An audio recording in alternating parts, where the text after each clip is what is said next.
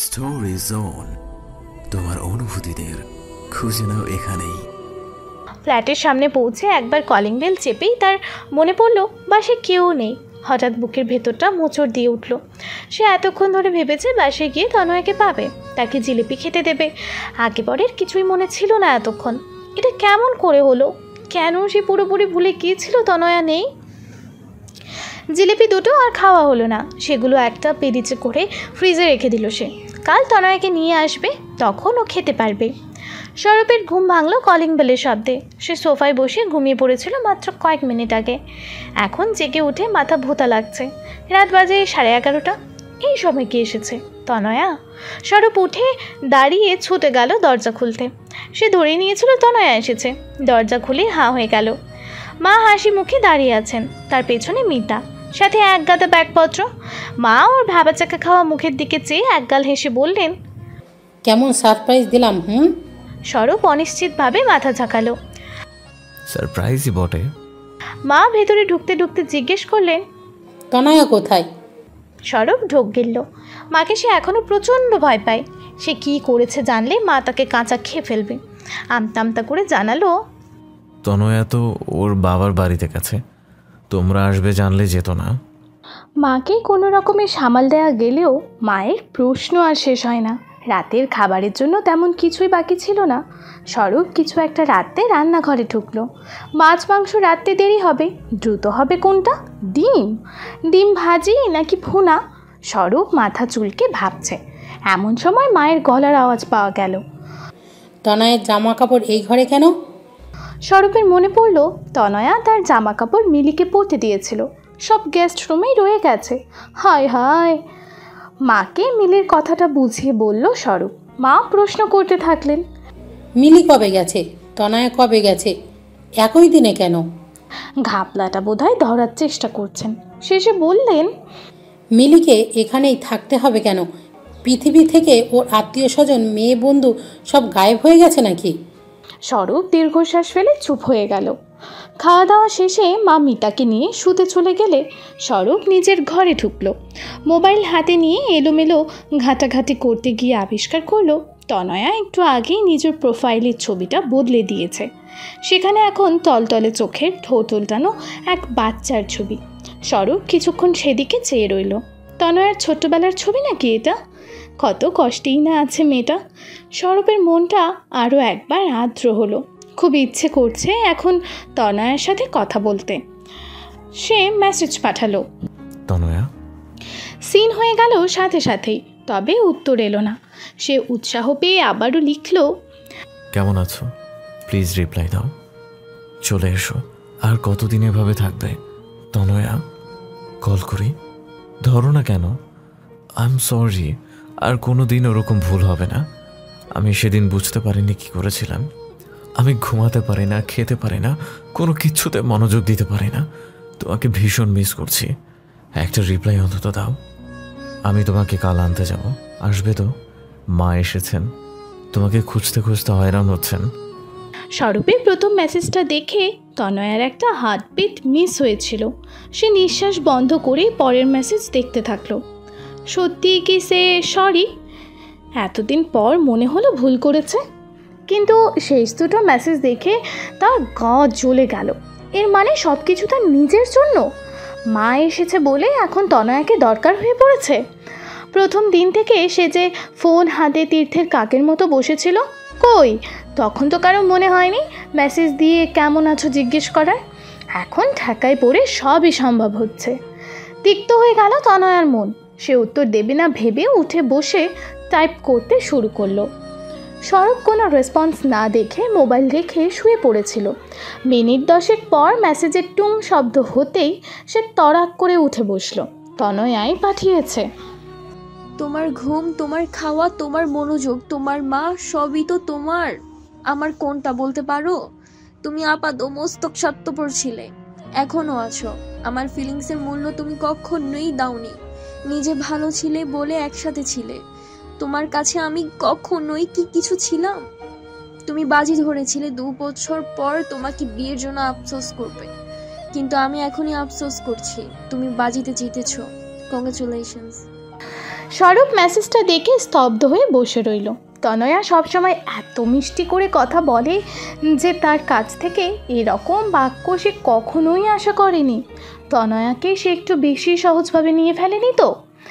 সে নিজের মেসেজগুলো পড়লো আবার। খুবই হাস্যকর লাগছে। এভাবে রাগ ভাঙাতে যাওয়ার মতো বোকামি আর হয় না। তার উপর সে মনের কথা প্রকাশ করতে পারছে না। উল্টোপাল্টা বলায় কথাগুলো ভীষণ পলকা লাগছে। সারা রাত সে দু চোখের পাতা এক করতে পারল না।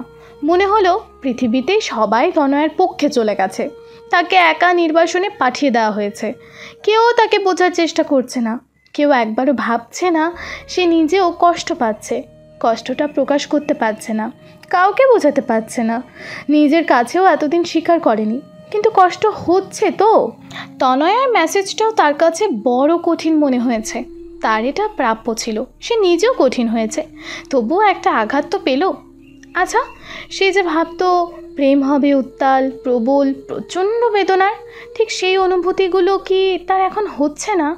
নিজের সব আত্মগর্ব, সব অহংকার, কাঠিন্য ত্যাগ করে তার কি ইচ্ছে করছে না তনয়ের কাছে চলে যেতে? কেন তবে? স্বরূপের চোখে পানি চলে এলো। সব এলোমেলো হয়ে যাচ্ছে। সে ভালোবাসায় জড়াতে চায় না। ভালোবাসায় অনেক কষ্ট। একই কষ্ট বারবার সে কেন পাবে? তনয়া কুশনের কভারের সুতার কারুকার্যের ওপর হাত বুলিয়ে যাচ্ছে। তার মন বিক্ষিপ্ত, অন্যমনস্ক। বাবা মা আজকে চেপে ধরেছেন। এতদিন তারা হয়তো ভেবেছিলেন ওরা নিজেরাই ঠিক করে ফেলবে সব কিছু, কিন্তু এখন মনে হচ্ছে সব কিছু হাতের বাইরে চলে যাওয়ার আগেই দেখতে হবে। বাবা আবারও জিজ্ঞেস করলেন, তোমার ভয় কিসের? বলতে চাচ্ছ না কেন? কি হয়েছে? তনয়া চুপ করে রইল। তোমার সাথে কি ওর কথাবার্তা পুরোপুরি বন্ধ? তনয়া মাথা নিচু করে ফেলল। বাবা হঠাৎ রেগে গিয়ে বললেন, ফাইজলামো নাকি? এতদিন হয়ে গেল সে তার স্ত্রী খোঁজ নিতে এলো না একবারও, যোগাযোগও নেই। তার বউ যে অসুস্থ সে খবরও রাখে না। তার কি এমন রাজকার্য? কি এমন হয়েছিল তোমাদের মধ্যে? তনয়া এবারও চুপ করে রইল। তাকে নতুন খবরটা দিয়েছো? না। বাবা এবার তনয়ের পাশে বসে তার মাথায় হাত বুলিয়ে বললেন, স্বরূপ কি তোমাকে অনেক কষ্ট দিয়েছে মা?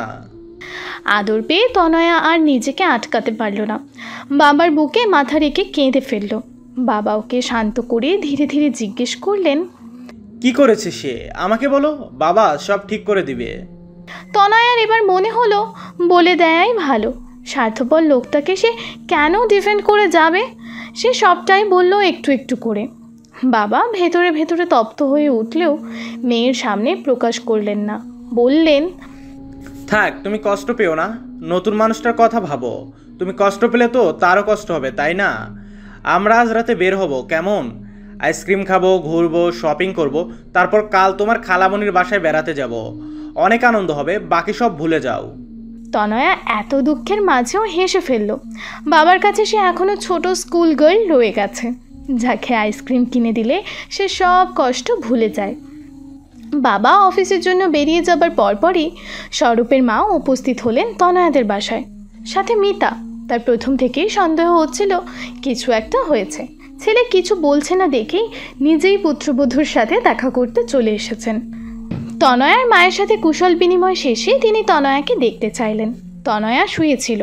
স্বরূপের মা এসেছে শুনে ছুটেই এলো। মাকে দেখে কেন যেন খুব কষ্ট হলো তার।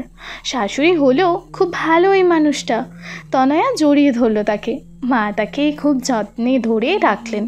তার অভিজ্ঞ চোখ তনয়াকে দেখেই বুঝে ফেলল সুখবরের আগমন বার্তা।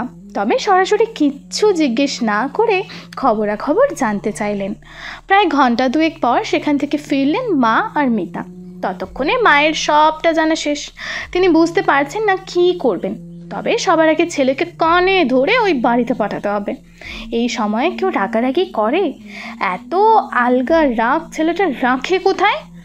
তনয়ের কথা শুনে মনে হলো না সে এত সহজে মানবে।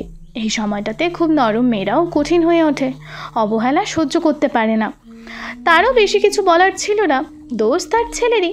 তিনি তবু ওর হয়ে ক্ষমা চেয়ে এসেছেন। তনয়ের মাকে আশ্বাস দিয়ে এসেছেন সব ঠিক হয়ে যাবে দ্রুত।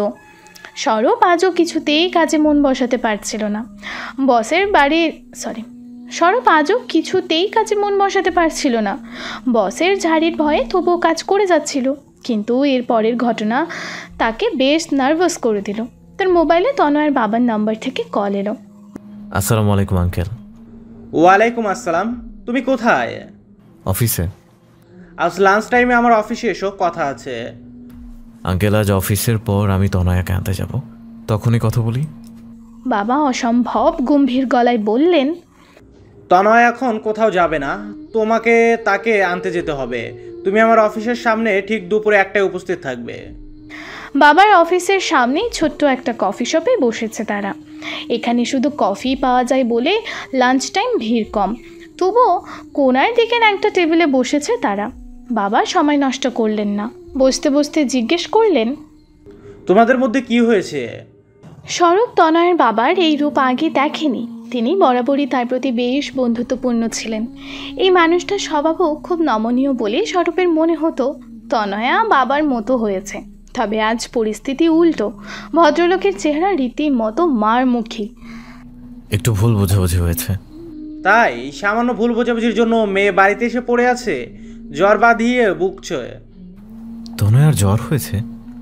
আরও অনেক কিছুই হয়েছে, তুমি তো তাকে জিজ্ঞেস করনি কি হয়েছে। স্বরূপ মাথা নিচু করে রইল। বাবা জিজ্ঞেস করলেন, ভুল বোঝাবুঝি কি নিয়ে হলো? আমি একটু রুড হয়ে গিয়েছিলাম। রুড হওনি, তুমি তাকে অসম্মানজনক কথা বলেছো। আঙ্কেল, তখন আমার মাথা ঠিক ছিল না।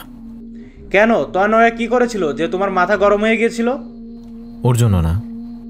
তাহলে অন্য কারো রাগ ওর উপর ঝেড়েছো? Sorry uncle. তনয়াকে সরি বলেছো?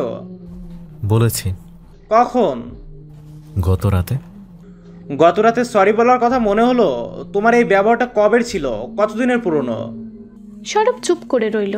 বাবা বললেন, হিসেবেও ভুলে গেছো মনে হচ্ছে। ও পাশে নীরবতা। বাবা একটু চুপ করে থেকে বললেন, তনুর যখন জন্ম তখন আমার স্ট্রাগলিং টাইম চলছিল। যেখানে চাকরি করতাম সেখান থেকে ছাঁটাই হয়ে গিয়েছিলাম, নতুন চাকরি পাচ্ছিলাম না। তনুর মা ছোট একটা চাকরি করে সংসার চালাতো। 4 বছর বেকার ছিলাম সে সময়। মানুষের কথা আর তনুর মায়ের কষ্ট দেখে মনে হতো মরে যায়। শুধু মেয়েটার কথা ভেবেই বেঁচেছিলাম। মা চাকরিতে গেলে সে সারাক্ষণ আমার কাছে থাকতো। বাবা ছাড়া কিছুই বুঝতো না মেয়ে। ও যখন আমার দিকে চেয়ে হাসতো মনে হতো পৃথিবীতে আর কিছুই চাই না। বড় আদরে মেয়ে আমার। ও যখন ক্লাস 4-এ পড়ে তখন একবার জ্বরে পড়লো। জ্বরের সময় আমাকে কাজ ছাড়া করতে চাইতো না। আমি শুধু ওর জন্য রিস্ক নিয়ে হলেও অনেক কিছু ছুটি কাটালাম। সপ্তাহখানেক পর মেয়েটা মোটামুটি সুস্থ হয়ে উঠলেও স্যুপ ছাড়া কিছু খেতে পারতো না। পুরো 1 মাস ভুগেছিল তনু। সেই 1 মাস আমিও স্যুপ ছাড়া কিছু মুখে দিতে পারিনি। আমার হার্টে ছোট একটা সার্জারি হয়েছিল। সে সময় ঠিক এমন করেই সে সারাক্ষণ পাশে থেকেছে। আমি যা খেতে পারতাম সেটুকুও খেয়ে থেকেছে। এক মুহূর্তের জন্য চোখের আড়াল করতে চাইতো না। মেয়ে ছাড়া কে এত আপন হয় বলো? আমি দোয়া করব তোমার একটা মেয়ে হোক, তুমিও বুঝবে এত আদরের মেয়েকে বিয়ের পর কষ্ট পেতে দেখে কেমন লাগে। আঙ্কেল। বলতে বলতেও থেমে গেল স্বরূপ। বড় একটা নিঃশ্বাস নিয়ে বলল, বাবা, আমার নিজের বাবা নেই, খুব ছোটবেলায় মারা গেছেন। বাবার আদর ছাড়া একা বড় হয়েছি। আমার জীবনটাও একেবারে সহজ ছিল না। সবসময় আমরা যা কাজ করি সেটাকে নিজের কন্ট্রোলে থাকে। ভুল তো মানুষেরই হয়, বলুন। আমি খুবই লজ্জিত এবং দুঃখিত। আপনি আমাকে প্লিজ ক্ষমা করবেন। আমি তনয়াকে নিয়ে যেতে চাই, কথা দিচ্ছি এরপর আর এমন হবে না। বাবা একটু ভেবে বললেন, বুঝলাম, কিন্তু একটা ব্যাপার কি জানো, তোমার এই যে নিজেকে কন্ট্রোল করার ক্ষমতাটা নেই, এই স্বভাবটা পরিবর্তন করতে হবে। তুমি ওকে অসম্মানজনক কথাবার্তা বলেছ। মেয়েটা অনেক আঘাত পেয়েছে। এ ধরনের কথাবার্তা তার সাথে কখনোই বলা হয় না। তুমি একবার এসব বলেছ, রাগ কন্ট্রোল করতে না পারলে আবারও বলবে। বলার সময় চেতনা কাজ করবে না, অচেতন মন ভাববে কি আর হবে। বড়জোর বউ বাড়ি ছাড়বে, আবার গিয়ে ক্ষমা চেয়ে নিয়ে এলেই হবে। না বাবা, এরকম হবে না। আমার মনে হয় তোমার নিজের উপর কাজ করাটা অনেক জরুরি। সমাজ বলো বা ধর্ম, কোনোটাই তোমার অকারণে স্ত্রীকে অপমান করার অধিকার দেয়নি। সাদা চোখে ব্যাপারটা খুব ছোট মনে হয়, এসব অহরহ হচ্ছে, কিন্তু তাই বলে ব্যাপারটাকে জাস্টিফাই করা যাবে না। তুমি যদি সত্যি ভালো একজন স্বামী হতে চাও তাহলে ভুলের উপলব্ধি খুব জরুরি। ভুলের উপলব্ধির পর তনয়ার কাছে ক্ষমা চেয়ে নিও। সে তোমাকে ভালোবাসে, তোমার সাথে থাকতে চায়, তাকে সম্মানের সাথে রাখা তোমার দায়িত্ব। বিয়ে করে হাত পা ছেড়ে দিয়ে বসে থাকলে তো হলো না, অনেক দায়িত্ব আছে মাই বয়। বাবা চলে গেল। স্বরূপ ঝিম ধরে বসে রইল অনেকক্ষণ, সব কথা মাথায় ঘুরছে। হঠাৎ মনে পড়ল অফিসে ঘণ্টাখানেকের কথা বলে এসেছে, এদিকে 2 ঘন্টা পার হয়েছে। সে উঠল, জীবনটা বড় বেশি যন্ত্রণা দিচ্ছে। মিলির অফিসে একটা পার্সেল এলো বিকেলের দিকে, খুব সুন্দর র্যাপিং পেপারে মোড়া বাক্স। কে পাঠিয়েছে লেখা নেই। মিলি আগ্রহ নিয়ে খুলল। অনেকদিন কোনো উপহার পায় না সে। কে সেই সহৃদয় ব্যক্তি যার তাকে হঠাৎ উপহার দিতে ইচ্ছে হলো? প্যাকেট খোলার পর ভেতর থেকে 2টো জিনিস বের হলো। 2টো দেখেই মিলি বেশ অবাক হলো। একটা চিঠি আর একটা পারফিউমের শিশি। পারফিউমটা তার সবচেয়ে পছন্দের, ফরাসি ব্র্যান্ড। এই ব্র্যান্ডটা সে ভীষণ পছন্দ করলেও অতিরিক্ত দামি বলে খুব কম ব্যবহার করে। তার আগের বোতলটা রয়ে গেছে, ফেলে আসা সংসারেই। চিঠির ভাঁজ খুলল মিলি। কয়েক লাইন লেখা, পৃথিবীর সবচেয়ে সুন্দর মানুষটির জন্য সামান্য উপহার। আশা করি আপনার পছন্দ হবে। কিছু মানুষকে কম দামি জিনিসে একদম মানায় না। মিলির চেহারা কঠিন হয়ে উঠল। সেই লোকটাই, কিন্তু নেহাতি উটকো লোক মনে হচ্ছে না। মেয়ে পটানোর জন্য 21,000 টাকার পারফিউম পাঠাতে কলিজা লাগে। নিশ্চয়ই ওড়ানোর জন্য টাকা পয়সা একটু বেশি হয়ে গেছে। লোকটার ফোন এলো একটু পরে। পছন্দ হয়েছে? খুব ধন্যবাদ। জানতাম পছন্দ হবেই। আপনার সাথে দেখা করতে চাই। তাই করব, এত তাড়া কিসের? আপনাকে একটা রিটার্ন গিফট দেবো। আমার শুধু গিফট নিতে ভালো লাগে না, আমার ব্যাপারে এত জানেন। এটাও নিশ্চয়ই জানেন যে আমি উপহারদাতাকে খালি হাতে যেতে দেই না। লোকটা হাসলো, বলল, এত তাড়াও নেই, কিছুদিন পর দেখা করি, তখন উপহার নেওয়া যাবে। আজই দেখা না করতে চাইলে আমার অফিসের সামনে আসুন 6টার দিকে, আমি বের হয়ে গিফট রেখে যাব। যথাজ্ঞা। 6টা 5-এ বের হলো মিলি, হাতে পারফিউমের বোতল। বের হয়ে আশেপাশে তাকালো। কাউকে দেখে মনে হলো না তাকে খেয়াল করছে, মনে হবারও কথা নয়। লোকটা সাবধান। সে বিল্ডিংয়ের সামনে রাখা পাতাবাহার গাছের গোড়ার পুরো পারফিউমের শিশি উপর করে দিল। তারপর বোতলটা ডাস্টবিনে ছুঁড়ে ফেলে একটা রিকশায় চড়ে বসলো। রাতে লোকটার ফোন এলো। আপনার রিটার্ন গিফট দেখে আমি ইমপ্রেসড। ধন্যবাদ। যেদি মেয়েও ভালো লাগে আমার, কিন্তু আমার পেছনে পড়ে থাকা ছ্যাঁচড়া লোকজন পছন্দ নয়। বলেই ফোনটা কেটে দিল মিলি। এই লোক আবার ফোন করবে, জ্বালিয়ে শেষ করে দেবে। স্বরূপ অফিস শেষে তনয়াদের বাসার দিকে রওনা দিল। তার মেজাজ চড়ে আছে। রাস্তায় প্রচণ্ড জ্যাম, তার উপর দুপুরে তনয়ার বাবার এক গাদা ঝাড়ি, সেখান থেকে অফিসে গিয়ে বসের ঝাড়ি। সব মিলিয়ে তার মাথা গরম হয়ে গেছে। গাড়িগুলো পুরোপুরি নিশ্চল হয়ে দাঁড়িয়ে আছে, 1 ইঞ্চিও নড়ছে না গত 20 মিনিট ধরে। গাড়ির জানালায় টোকা পড়ল, 1টা 2টো 3টে। স্বরূপ পাত্তা দিল না, কিন্তু যে টোকা দিচ্ছে তার খান্তি নেই।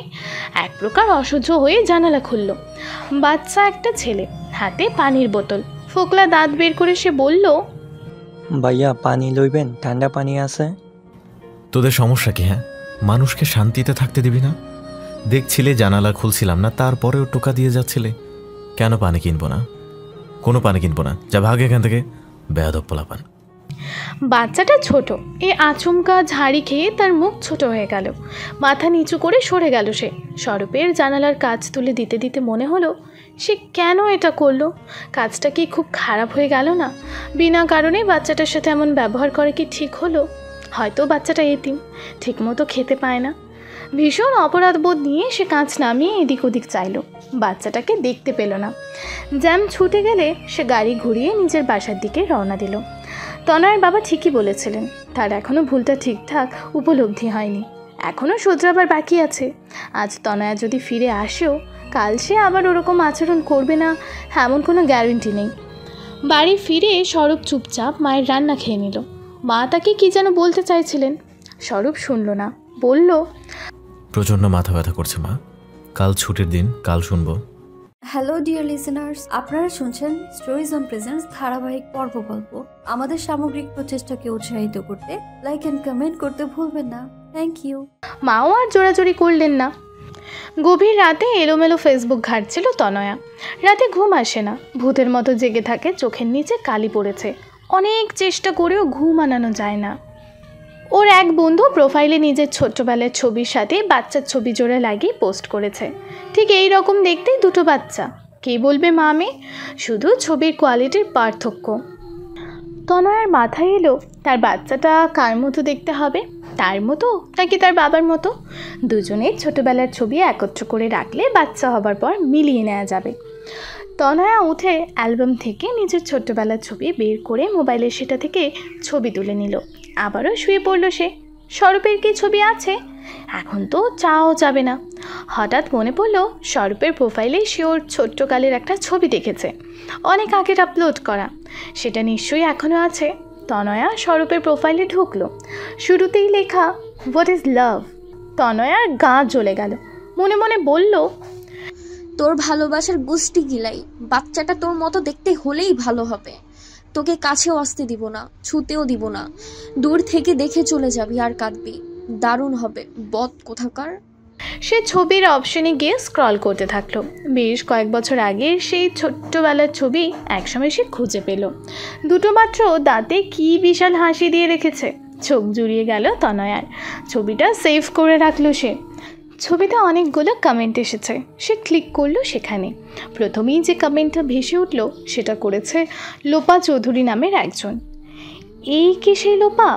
কমেন্টে লেখা, ওরে আমার বাবুটা এত কিউট, উফ চুমু খেতে ইচ্ছা করছে। স্বরূপ সেখানে উত্তর দিয়েছে, খেতেই পারো এনি টাইম। আমি তোমার কথা বলিনি, বাচ্চাটার কথা বলছি। বাচ্চাটাই যে আমি। মানি না। যখন তোমারও সেম টু সেম একটা হবে তখন বুঝবে এইটা বাচ্চা, বাকি বাচ্চার বাবা। ইস, কমেন্টে কি দুষ্টুমি কথাবার্তা রে বাবা। আচ্ছা, পছন্দ না হলে মিষ্টি কথা বলবো। I love you. I love you বাচ্চা, লাভ ইউ বাবা। তনয়া কিছুক্ষণ স্তব্ধ হয়ে রইল। কেন সে এটা দেখলো? কেন আজই দেখলো? তার এত রাগ হতে থাকলো যে ফোনটা ছুঁড়ে ফেলে দিল দূরে। সেটা দেয়ালে লেগে ভেঙে নিচে পড়ল। তনয়া আর কাঁদতে কাঁদতে বিড়বিড় করতে লাগলো, তুমি আমার সাথে এমনটা কেন করলে আল্লাহ? আমার কি দোষ ছিল? অতীতে ধাক্কা খাওয়া একটা মানুষকে বিয়ে করে কি ভুল করেছি আমি? তুমি সেজন্যই আমার উপর এত রাগ? এই ছবি তো আমি আগেও দেখেছি, বিয়ের আগেও। কই, তখন তো এসব দেখাওনি, তাহলে এখন কেন? কাঁদতে কাঁদতে হেঁচকি উঠে গেল তনয়ার। কিছুতেই এই প্রাক্তন প্রেমিক যুগলের ন্যাকা কথাবার্তা মাথা থেকে বের করতে পারল না। অনেকটা সময় পেরিয়ে গেলে সে একটু শান্ত হলো। ওয়াশরুমে যাওয়া প্রয়োজন। সে উঠল। বাথরুমের আলো জেলে ভেতরে গিয়ে দাঁড়াতেই হঠাৎ মনে হলো পৃথিবীটা দুলছে। চোখের সামনে সব কিছু তীর তীর করে কাঁপছে। পড়ার আগে সে কিছু একটা ধরার চেষ্টা করলো, কিন্তু হাতে কিছুই ঠেকলো না। স্বরূপ আবারও স্বপ্নটা দেখেছিল। এবারও সে পা পিছলে গেল। ফুলটা ছুটে গেল হাত থেকে। সেটা ভেসে যাচ্ছে অতলে। হঠাৎ ফুলটা বদলে গিয়ে আস্ত মানুষে পরিণত হলো। তনয়া চেঁচিয়ে উঠে বসলো স্বরূপ। ঘেমে গেছে। দরজায় অনবরত আঘাত পড়ছে। লাফিয়ে উঠে দরজা খোলে সে। মা ঝড়ের মতো ঢুকে হাঁপাতে হাঁপাতে বললেন, তনয়া হসপিটালে? স্টিয়ারিংয়ে শক্ত হয়ে বসে যাওয়া আঙুলগুলো সাদা হয়ে আছে। স্বরূপের হাত সামান্য কাঁপছে। মাকে নিয়ে সাবধানে হাসপাতালে পৌঁছাতে পারলে হয়। কি হয়েছে তনয়ার? কিছু খারাপ? কথাটা ভুলে থাকতে ইচ্ছে করছে স্বরূপের, অন্তত হাসপাতালে পৌঁছানো পর্যন্ত। অথচ বুকের ভেতর জোরে জোরে হাতুড়ি পেটা হচ্ছে। সে মাকে আরেকবার জিজ্ঞেস করলো, তোমাকে ওরা কিছুই বলেনি? তুই গাড়ি চালাতে থাক। স্বরূপ সেটারই চেষ্টা করছে, কিন্তু গলা শুকিয়ে আসছে। ওর বাবা বলেছিলেন জ্বর হয়েছে। এখন কি সেটা খুব খারাপ পর্যায়ে চলে গেছে? হাসপাতালের সামনে এসে গাড়ি পার্ক করার নামার সময় মা তার হাত চেপে ধরলেন। স্বরূপ অবাক হয়ে বলল, কি হয়েছে? খবরটা তোকে জানাইনি আমি। স্বরূপ সোজা হয়ে বসে বলল, তুমি জানো কি হয়েছে? হ্যাঁ। তাহলে বলছো না কেন? মা চোখ বেয়ে নেমে আসা অশ্রু মুছে বললেন, তনয়া প্রেগনেন্ট। কাল রাতে মাথা ঘুরে বাথরুমে পড়ে গিয়েছে। এখন কি হয়েছে জানি না। তুই ভালো মন্দ জন্য তৈরি থাক। কয়েক সেকেন্ডের জন্য স্বরূপের চোখের সামনে সব কিছু ব্ল্যাঙ্ক হয়ে গেল। সে ঠিকমতো কিছু ভাবতে পারল না। তারপর যখন মায়ের দিকে তাকালো, দেখলো মা কাঁদছে। স্বরূপের চিৎকার করতে ইচ্ছে হলো, কিন্তু একটা শব্দ করতে পারল না। শুধু বোবার দৃষ্টিতে শূন্যের পানে চেয়ে রইল। বাচ্চা? ওর একটা বাচ্চা আসার কথা পৃথিবীতে? যার আশাটা অনিশ্চিত হয়ে দাঁড়িয়েছে? আগমন বার্তা না শুনেই কি তবে মৃত্যু সংবাদ শুনতে হবে? স্বরূপ পাথরের মতো জমে গেল, বুকের ভেতরটা বরফ হয়ে গেছে, ভয় আর আতঙ্ক চেপে ধরেছে একসাথে। একটা বাচ্চার তার কত শখ তা কাউকে বলে বোঝাতে পারবে না। সে বিয়ে না করলেও একটা বাচ্চাকে দত্তক নিতেও পালার জন্য। তনয়াকে কতবার সে ছোটোখাটো হিন্টস দিয়েছে এ ব্যাপারে, তনয়া বুঝতে পারেনি, সে বোঝানোর চেষ্টাও করেনি। জানতো একটা সময় ঘর আলো হবেই, কিন্তু মা এবার স্বরূপকে জোরে ধাক্কা দিলেন। যাবি না? স্বরূপ বসেই রইল স্নানুর মতো। মা তাকে টেনে নিয়ে গেলেন ভেতরে। দোতলায় উঠতেই তনয়ের মা বাবাকে পাওয়া গেল। মা একপাশে দাঁড়িয়ে আঁচল দিয়ে চোখ মুছছেন, বাবা পায়চারি করছেন অস্থিরভাবে। স্বরূপের পা চলছে না, সে সিঁড়ির মুখে দাঁড়িয়ে গেল। পা দুটো প্রচণ্ড ভারী হয়ে আছে, টনটন পাথর চাপিয়ে দেয়া হয়েছে বুকে। এমন লাগছে কেন? তার মা গিয়ে তনয়ের মাকে বললেন, কি হয়েছে আপা, সব ঠিক আছে তো?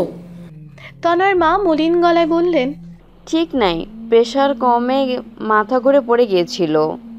আর বাচ্চাটা ঠিক আছে? আছে, তবে অবস্থা ভালো না, কিছু বলা যায় না।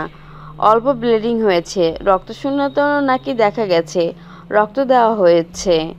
তনয়ের বাবা এগিয়ে এসে বললেন, থ্রেটেন্ড অ্যাবর্শন। এখন অনেক যত্ন নিতে না পারলে কি হবে বলা যায় না।